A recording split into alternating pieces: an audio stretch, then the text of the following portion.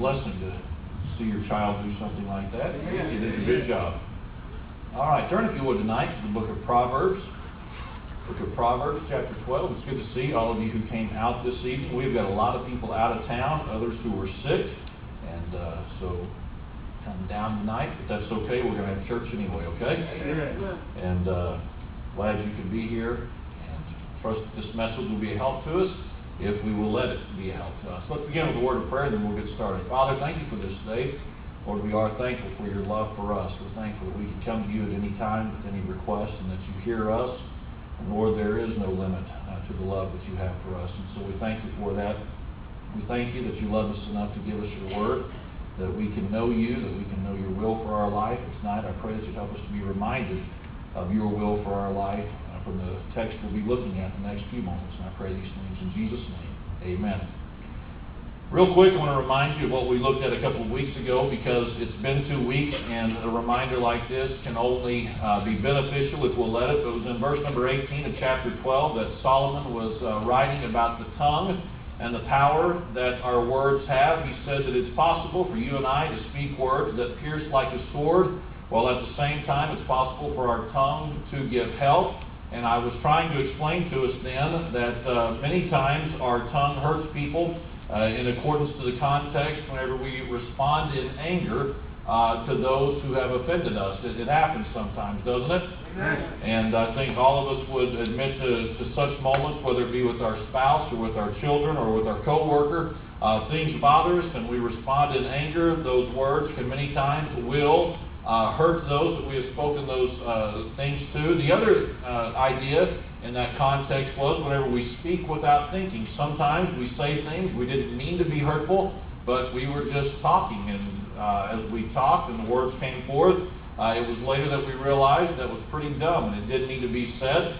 And at the same time, again, just by way of reminder, our words can be helpful. We can actually be encouraging with the words that we speak, and our words can bring healing to those who have been hurt. And the thoughts were that a sense of calm can come upon people when we speak right words. But all of this requires wisdom. In order for us to use our tongue correctly, Solomon said that it's the tongue of the wise person that brings forth health. And so we cannot be void of wisdom and use our tongue correctly. Amen. And so I hope you've thought about that at least once in the last 2 weeks. If you haven't, you've got time now in the next few days to work on that. But now you've got that plus this to work on tonight. So now you've got to do double time and double duty, but I trust that you can. Tonight I'm going to begin with 2 quick stories that illustrates a simple thought about a difference in personality, or a difference in I don't know if you'd call it attitude. I don't know if this is an issue of character. I don't know how you'd like to define it. Don't make too much out of it, okay? Don't leave here offended if you fit in one category or the other, if you think I'm being critical of the other. I just want to tell you 2 quick stories about 2 guys that I've known in the past that I went to church with in 2 different churches. That makes sense. Anyway, I don't know what I said, but I know what I meant. Anyway, 2 different guys that we went to church with in years past. The first one was a man by the name of Jeff, a young man by the name of Jeff. I met him whenever we were attending Southwest Baptist there in Oklahoma City. He came from just a very average family, a very normal family, not a family of wealth or a family of means. And so if I remember things correctly, which is possible I don't because of how many years ago that was, but if I remember things correctly, he had to buy his own car. And at that time in his life, he was working a full-time job, and I think working after school and after his college hours. And so he had to buy his own car because his parents didn't really have the means to provide one for him.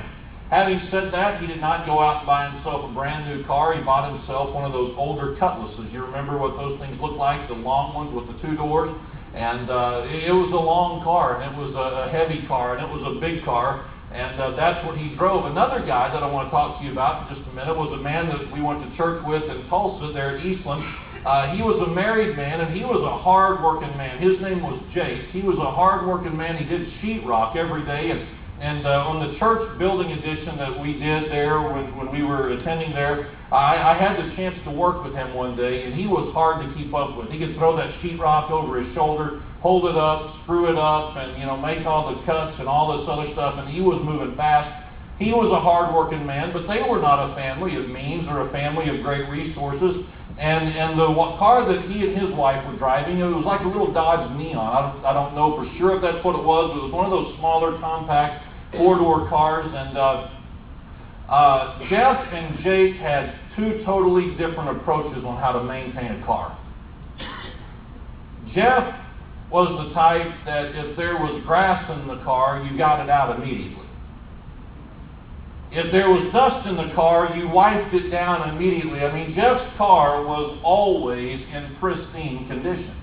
I mean, just to look at it, you'd get in it and you'd think, man, you just had this detailed, and no, that's the way it always looked. I don't think Jeff ate in the car. I don't think he let other people eat in his car. He always had it armor-alled. He always had it shine. It always looked good. Now, Jake, on the other hand, that was not his approach to car maintenance. Jake, I looked in his car one time and I got onto him because of what it looked like. There was popcorn just strung out all over the back seat from I don't know what. It was just absolutely filthy. It looked like it hadn't ever been vacuumed out in the years that he had owned it. I don't know that he had ever bought a bottle of Armor All or anything like that.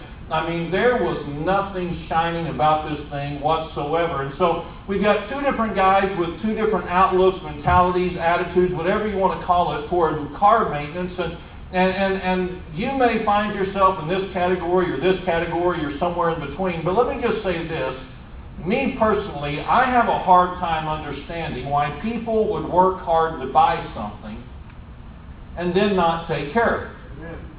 You know what I'm talking about? You see these people and they work hard, whether it be after school or a summer job or whether it be hanging sheetrock or anything else that you might want to put there by way of a profession. I have a hard time understanding whether it be a car or whether it be a home or whether it be a toy or whether it be clothes or whatever it might be. Why in the world would you work hard to get something and then not take advantage of it and not take care of it? Because here's what we all know. If you and I don't take care of what we have, eventually it's going to fall apart on you. At some point, this which you worked hard to purchase and this which you worked hard to acquire, at some point it's going to run its course and live its life before it had to live its life and run its course. You understand what I'm saying? And so here are these two guys, and it's two totally different philosophies of car maintenance, and I happen to understand one, and I happen to not understand the other. Now, what does that have to do with the Scripture? We'll look tonight at verse number 27 of chapter 12. Tonight we're going to be talking about something that is really not my area of expertise. This is not something that I've ever done. Brother Cecil could probably better preach this message tonight, but he did not volunteer. And so I am going to try to do so. But I want us to look toward the middle of the verse. Solomon references a man who has done some hunting. Now again, in my lifetime, I have never, ever once gone hunting. But obviously, people have hunted for years and years, for centuries and centuries, and thousands of years. Does this make sense? Hunting is not some new idea. It is not some new concept. This is something that's been going on for thousands of years. Now, I don't know a lot about hunting, but I do know a few things. And so tonight I'm going to share with us a couple of things that I know about hunting, and then we're going to make some application. And I trust, again, as I said earlier, that this will be a help to us. The first thing that I know about hunting today, as it compares to hunting, say, in the time of Solomon, is this. In the days of Solomon, in general, people did not hunt for sport or for hobby like they do today. See, back then when people hunted, back then when people went out and tried to shoot some game, whatever it may have been, it was more for the purpose of survival than it was for just the sheer joy or the sheer adrenaline rush of going out and hunting. Now, I don't have a problem with Brother Cecil or anybody else hunting, but see, I don't have to do that to survive. Right. And in all reality, most people today do not have to hunt to survive. Most people today could live just fine if they never shot another animal again, because we've got the grocery stores available to us and all the different avenues that we have for food. And so again, today, hunting is used primarily for sport, for recreation, maybe for camaraderie with others who like to hunt. But back then, the primary purpose of hunting was for that of survival. bringing home the meat for that meal, maybe that night or for the next couple of nights. Now, keeping that in mind, here's something else that I know about hunting, and that is this. It takes work to get ready to go hunting. I haven't hunted, but we do go fishing every year. Here's what I know of our fishing trips. We talk about it for months. And then as the time approaches, we start getting things ready for the trip that we're about to take and spend those days at the lake hunting, in a sense, fishing for those fish that we hope to catch and bring home. Now, here's my point. Whenever the hunter that Solomon speaks of here, whenever he is going to go hunt, whenever he is going to go look for that wild game for the purpose of survival, it's going to require at least some measure of effort and some measure of energy to get the needed supplies ready to go out and to make the hunt. Amen. You got to get the bow ready. You got to get the arrow ready. You got to get the spear ready. Whatever it was the hunter was going to hunt with, they had to put forth the effort to get it all together. One other thing that I know about hunting, and then we'll move on.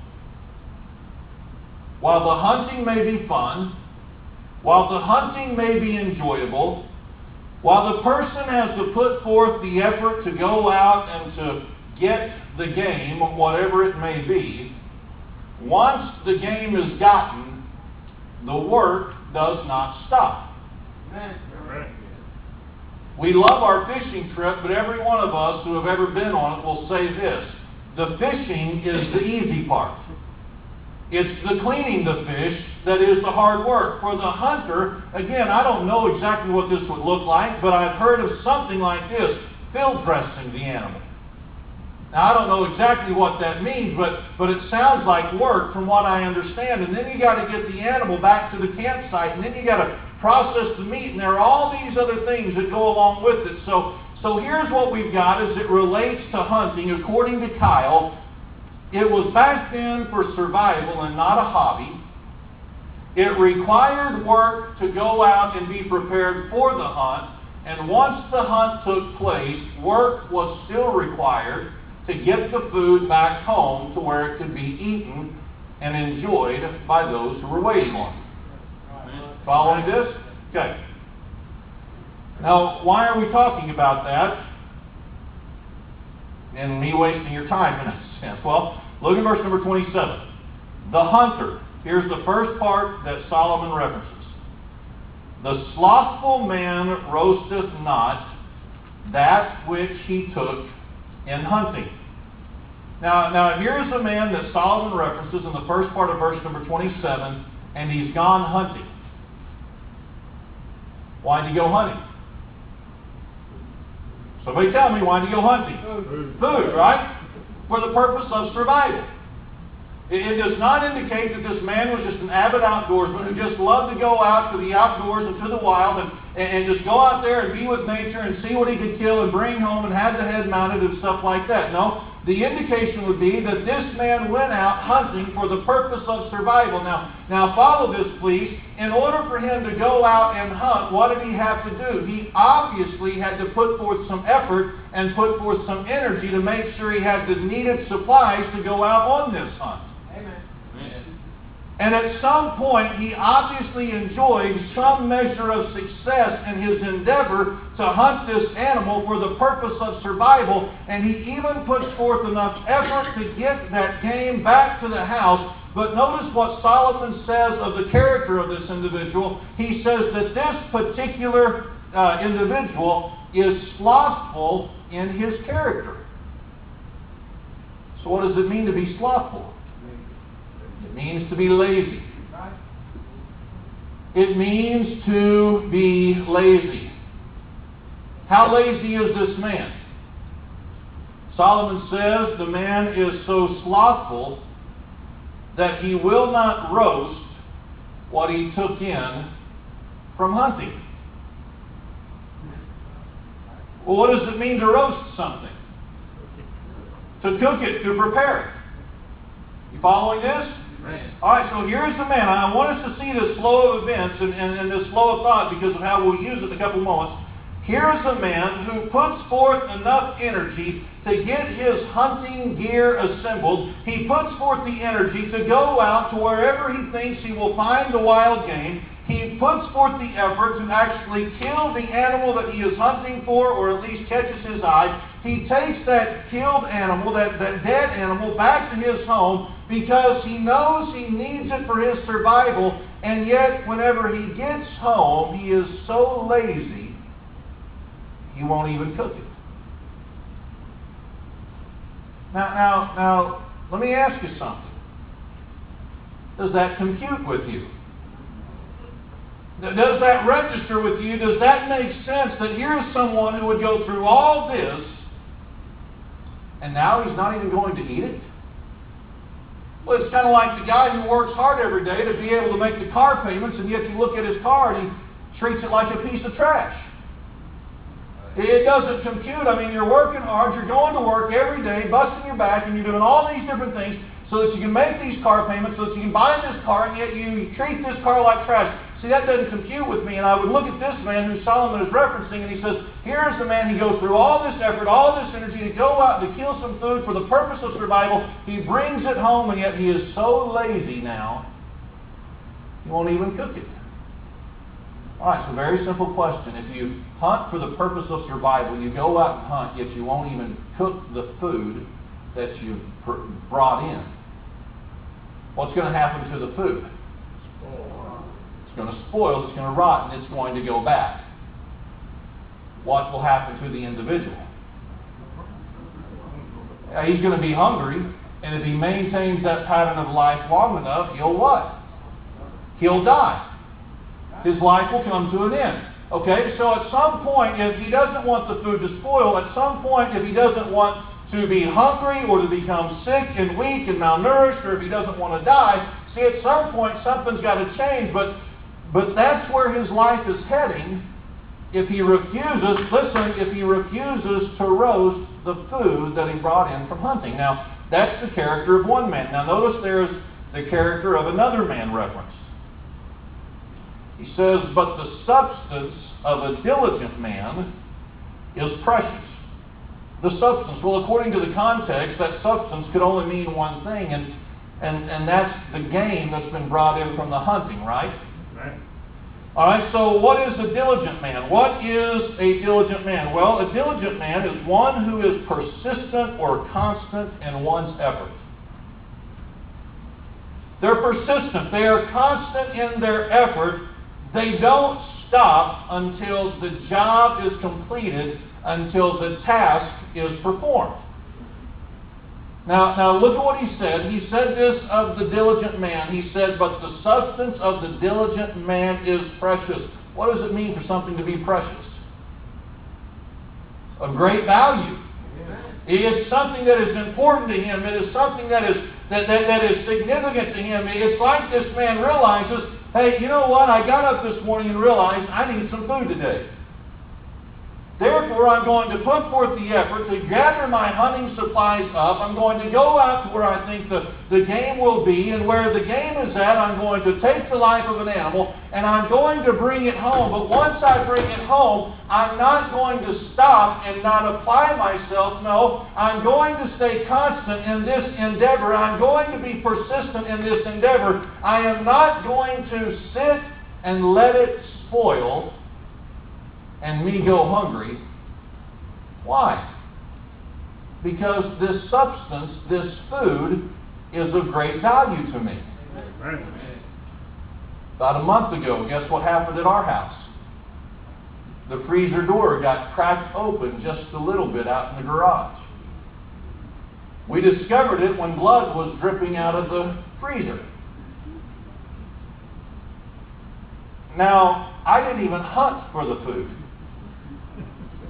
In fact, all I had to do was go pick it up because someone gave it to us. And in my mind and in my thought process, here's what I was thinking. That's valuable stuff. That is significant stuff. That is food that could be on our plates and eventually in our bellies. So you know what it means to be diligent in this matter, don't you? I mean, this is important stuff to us. And so we've got the character of one man. He's willing to put forth all this effort to do these things, and yet he is too lazy to do anything with it once he's got it. And another man who puts forth all the effort, and now that he's got it, he says, you know what? I need to bring this all the way to the end. I need to bring this to a conclusion to where this food is prepared and it is roasted and it is cooked and it's on the plates of me and my wife and my children, and we eat from it and we benefit from it. Now again, that kind of thinking makes sense to me. Amen. You put forth all this effort, see it through to its end, don't let it spoil. Don't let it go bad. Don't let it ruin itself. So tonight, to this point, we've talked about cars and hunting. Two things that you may or may not care about. You may not care about the cleanliness of your car. You may not have ever hunted like I've never hunted. So what does this have to do with anything? Well, let's consider a principle that I think is very important. We're going to consider several different areas because I think we need the reminder. Be patient with me. How many of us tonight have ever hunted? All right. Now, I'm going to ask that again, and I want all of y'all to participate. How many of us tonight have ever hunted? Okay, now y'all aren't catching my drift. All of us, I'm going to reshape the question a little bit. All of us who are married, how many of us have ever hunted? Come on now. Okay, you can put your arms up. See, you're not following my train of thought, and that's okay. It may not make a lot of sense right now, and it may not even get any better in the next few minutes. But I know where my thoughts are at, so I'm going to try to take you down this road and see if this makes sense. I told you the other day in one of the services that Susie caught my eye when I was 18, almost 19. In order for me to get her, I had to do what? I had to catch her. Right? It was a hunt. Now, I don't know if you'd say this about your relationship as a husband or as a wife, but it required some work on my part. Okay, now maybe yours was less like roadkill, okay? But I don't view my spouse like roadkill, okay? See, roadkill's easy to get. You just go, yeah, it is easy. All right, but let's see, Susie, she required like some effort. My parents were glad that I was dating her, but they were not going to finance my dating. So what I had to do was I had to go to work every day during the summer to earn my money so that on Friday night and Sunday night after church, we could go out on a date and her not have to pick up the tab. Okay? Now stay with me. That required work on my part. Now, not only did it require work to be able to finance our dating, I worked at trying to understand Susie. See, I didn't really know her that well. Following this? That was work. You see, she was new to me, and as you know, and I'm not trying to be silly here, but everyone's different, and ladies are different. It's not like all ladies are the same. So I couldn't say, well, I went to high school with some girls. How hard could this be? No, I mean, there was, the complete difference between her and girls I had known in the past and gone to school with and stuff. And so here I am, and I'm working to study her, and I'm working to remember, oh, she doesn't like that restaurant, and I'm trying to remember what size she said she was, because, whenever it's Christmas time, I want to buy her something, and so I don't want to insult her by getting her something, 3 sizes too big or something like that. So I'm working at studying her and all these other things, and it was work, and it was work, and it was work, and it was work. How many of you in the dating process worked in your relationship? Because that was part of the hunt. Now, hey, stay with me. Then you got it. You either got her or you got him. Okay. This doesn't happen to everyone, but I want us to think about something. Here's what happens a lot of times in marriages. Put forth the effort in dating. Put forth the effort in romance. Put forth the effort in being sweet and being kind and buying the little rose and placing it on the seat of the car before she gets in, and oh, it's just going to sweep her off her feet, and oh, it's so great and it's so wonderful. Then you get married and it's like, what's your supper tonight, babe? What are you fixing me? You following this? We put forth all this effort, we put forth all this energy to get something, and then when we get it, that being our spouse, many times, here's what happens. People are not then diligent in that relationship to see it through all the way. And many marriages experience a lot of struggle, not because there are real bad issues in the marriage, but because the husband and the wife, or one or the other, they stop giving it the effort that the marriage still needs. Now think about this. It makes no sense to work hard to buy a car and then neglect it. It doesn't make sense to work hard to go out and hunt and get that food and bring it home and not roast it. Right? Right. But yet somehow it makes sense to work hard to find that spouse and then neglect it once you've got it. Now, I don't know what your marriage is like. I don't know what your situation is like. But can I tell you what a lot of marriages look like after a few years? They don't hold hands anymore.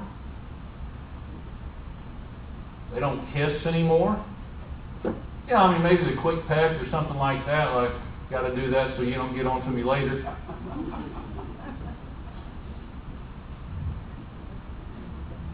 No more dating. Kind of the romance is gone. There's no more of this, hey, let me just surprise her by doing something for her that she wasn't expecting. Hey, listen, we stopped getting to know our spouse. I know I haven't been married as long as some of you all have, but I can say this with authority, that in the last 17 years, Susie has changed from who she was from when we got married. Right.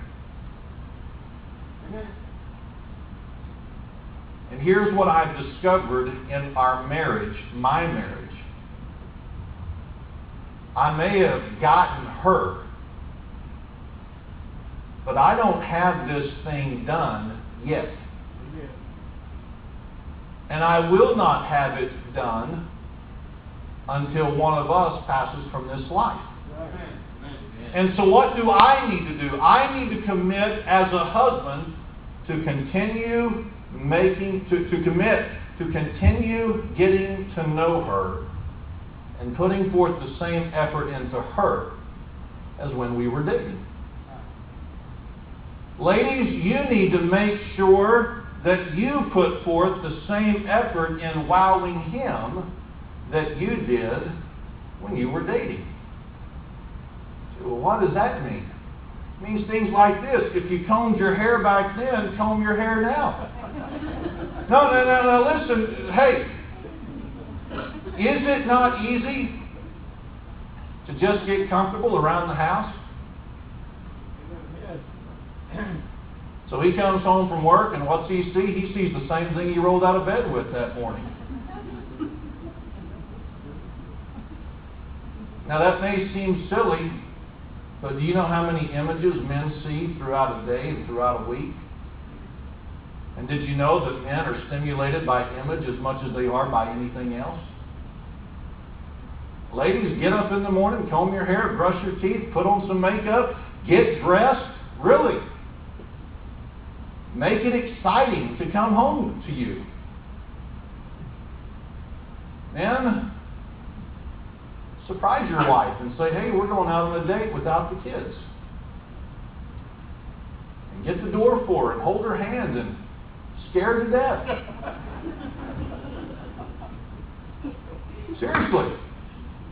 and kiss her. And don't be afraid of the romance, and don't be afraid of the intimacy. It's how you see this thing through to the end. Otherwise, for lack of better words, here's what you got. You got good meat going to waste.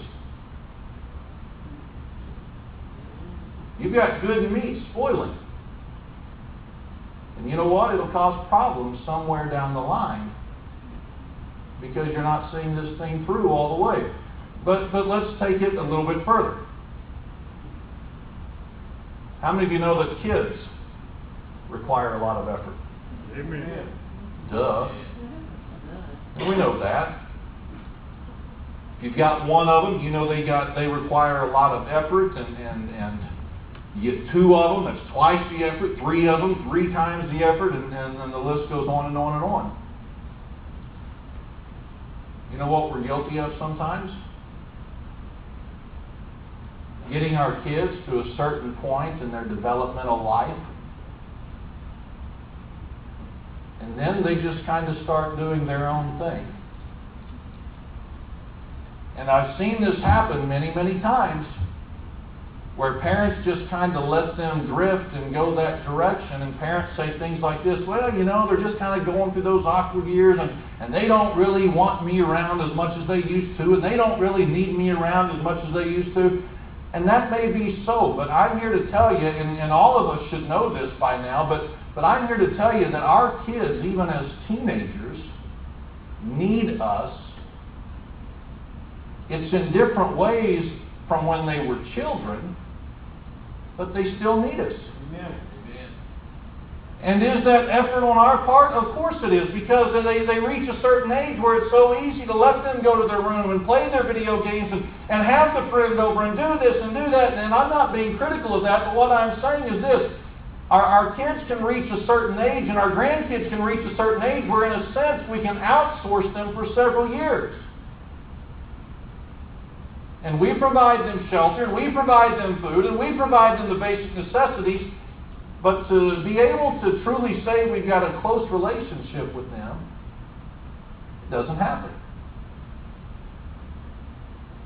And what we've got is a lot of parents, and I don't mean in our church, but in society, what we've got is a lot of people who are completely disconnected from their children because the parents stopped putting forth the effort in being to that child what they needed. Following this? It's like the persistence, and it's like this effort in giving oneself to still being their dad or still being their mom. We say things like, well, they don't need us anymore, and I don't want to intrude in their life, and I don't want to butt in, and I understand there's a fine line there, but we still need to be involved in their lives. For those of us like myself who have parents who are still involved in their lives, I think you would be honest and say this, you're glad they are. Amen. And I would have to be honest tonight to say this, that much of the reason that my parents and I are close is because of the effort of my parents and not the effort of myself.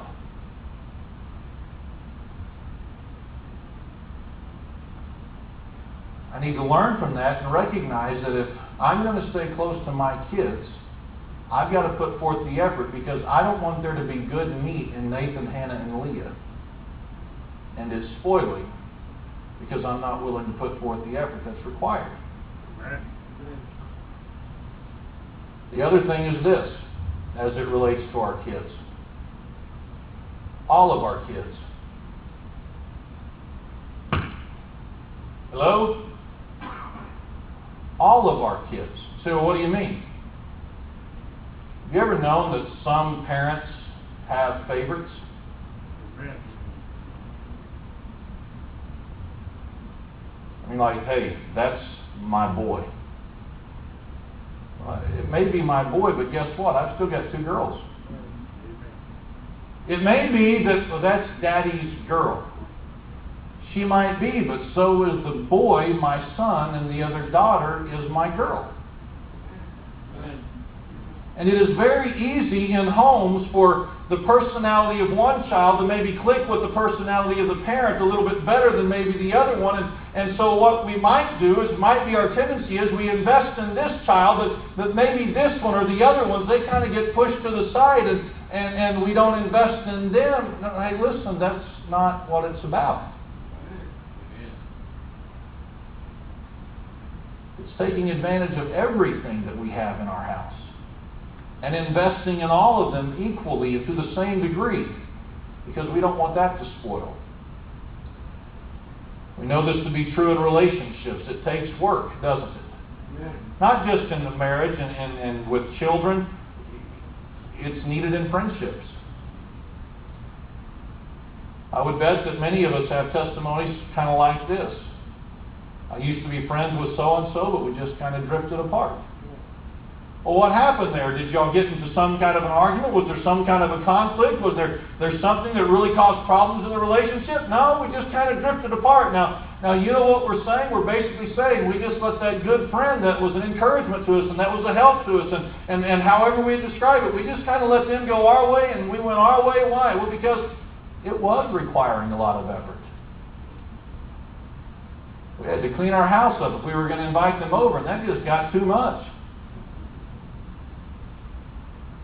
You know, we got busy with our kids, and they got busy with their kids. And hey, listen, I understand busy lives and busy schedules, but if we have a good friend, we have something that's rare. And if we've got something that is good and something that is rare, we ought to work to maintain it. Amen. It's true in the workplace. Every one of us at times, have we not, have had jobs that we were extremely thankful for. Amen. And over the course of time, we start taking those jobs for granted. And then pretty soon, the jobs that we were once grateful for, listen, we're no longer working with the same fervor that we were when we started. We have something wonderful in our hands. We have something wonderful that we were once thankful for, but now we're not seeing it through to its completion like we should be. I would imagine I'm not the only person who's ever had to get their attitude right about their job. Maybe I am, but it happens. And the list could go on and on and on and on. How many people's spiritual lives falter? Because they don't put the effort into it. They're serving God for a while, and it's fun, and it's exciting, and you know, it's kind of just thrilling to be doing everything that Christians do. But over time, you know, it really is more of a marathon than it is a sprint. And people lose interest, and they're not taking advantage of everything that's available to them because they don't want to put forth the effort to maintain their spiritual life. Now, again, we could go on and on and on and on, but you see the principle? There are so many things in life that we pursue. There are so many things in life that we like, whether it be our marriages, our kids, our friends, or our coworkers, or our job, whatever it may be, the church life. There are so many things that we work hard to accomplish. And if we're not careful, we get lazy with them. And all I'm trying to do tonight is show us that if it doesn't make sense to work hard to do this and then neglect it, why would it make sense for you and I to work hard in these other areas of life, get that sense of accomplishment, and then start neglecting it and let it go to waste and begin to spoil and begin to run? It doesn't make any sense. So tonight, what I would ask you to do, and what I had to do as I prepared this message, was ask myself this very simple question: is there anything in my life that deserves effort that's not getting effort? Is my marriage getting the effort that it deserves? Are my children getting the effort that they deserve?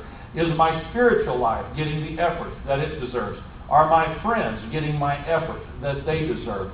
Is my extended family getting the effort that they deserve? See, if you've got things in your life that deserve the effort, but you're not putting forth that effort, there's only one end for that item, whatever it is. And that's for it to eventually go bad. It may be slow, it may take a lot of time, but it will happen to where it will not have the value as it once was. Be diligent is what I'm trying to convey tonight. Be diligent in what matters. Put forth the effort and don't let it spoil in your life, okay? Let's all stand tonight and bow our heads for a word of prayer. Father, as we come to you tonight, I pray that you'd use this message to remind us, Lord, of what we know but can so easily slip our minds. Or it might be that a marriage in here this evening just needs to be rekindled a little bit. Not that there are major problems in the marriage, but just some things that can be tweaked and things that can be helped, and it would really improve the relationship between the man and wife. It may be that there are some parents in here that need to refocus on their investment in their children, regardless of the age of their children. Whatever it is, Lord, I pray that you'd help us to give attention to our lives, those things that matter, and that we'd be able to say we give the effort those things deserve, that we would see it all the way through to the end. I pray this in Jesus' name. Amen. As Lauren plays, if you need to pray, you may.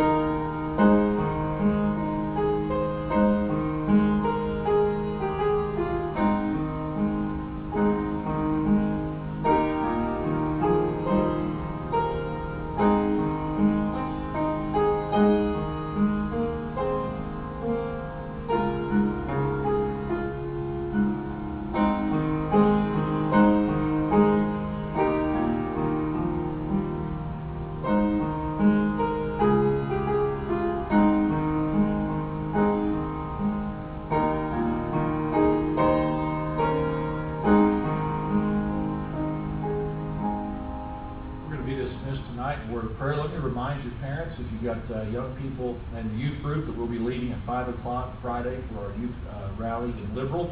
So if you could have them here just a couple minutes before that, that would be very helpful. Is there anything else before we're dismissed? Brother Randy? August the 18th, that's Saturday. What time? 2 o'clock at our house. Youth activities Saturday the 18th at the Parsleys, and be a good time together for the venue. Anything else? Brother Cecil? Deidre and Nikki traveling, and others traveling. Okay. Deidre and Nikki are on the road toward his parents, so pray for their safety. And the Thomases and the Collins are supposed to be heading back sometime this week, so pray for their safety as they travel. Anything else, real quick? Well, it's good to have visitors back over on my right, so thank you all for being here. Appreciate that, and come back and see us as soon as you'd like. And the rest of us, well, I mean, even the visitors as well. I started to say the rest of us have a good week, but we even hope y'all have a good week, okay? And so have a good rest of the week, and we will see you Sunday, Lord willing. Morris, dismiss us in prayer, please. Heavenly Father, Lord,